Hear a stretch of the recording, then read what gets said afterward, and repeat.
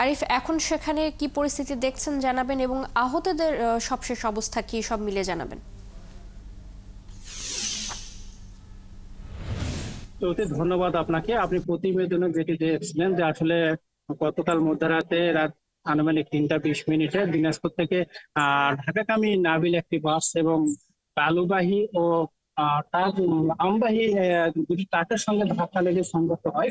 এতে কিন্তু 5 জন নিহত হয় এবং আহতের সংখ্যা বেড়ে দাঁড়ায় 15 জন।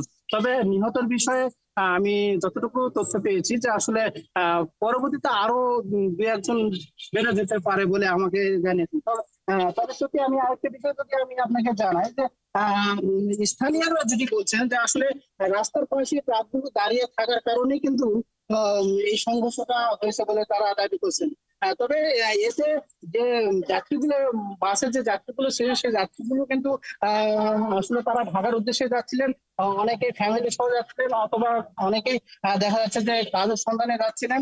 তবে যে দুর্ঘটনা হয়েছে এতে 5 জন নিহত হয়েছেন, সেই নিহত এখন পর্যন্ত 2 জন শনাক্ত করা গেছে এবং বাকি 3 জন এখনো শনাক্ত করা হয়নি। আপনি দেখতে পাচ্ছেন, আমি ক্যামেরার মাধ্যমে আমি আপনাকে একটু দেখাতে চাই যে আসলে এটা আমার সামনে যে থানায়, বর্তমানে আমি ঘোড়াঘাট থানায় অবস্থান করছি। এখানে সেই মৃতদেহগুলো এখানে থানায় নিয়ে এসে রাখা হয়েছে। এখানে পরিচয় শনাক্ত করার জন্য রাখা হয়েছে, তাদের পরিবারের আসলে শনাক্ত করার জন্য এখানে নিয়ে আসা হয়েছে। তবে আমি আরেকটি বিষয় যদি আপনাকে জানাই যে আসলে আজকে যে দুর্ঘটনা, এটি একটি মর্মান্তিক দুর্ঘটনা। এই দুর্ঘটনা কিন্তু আসলে এলাকাবাসী যেটি বলছেন যে আসলে প্রতিনিয়ত দুর্ঘটনা কিন্তু আসলে এই এলাকায় হয়ে যায়।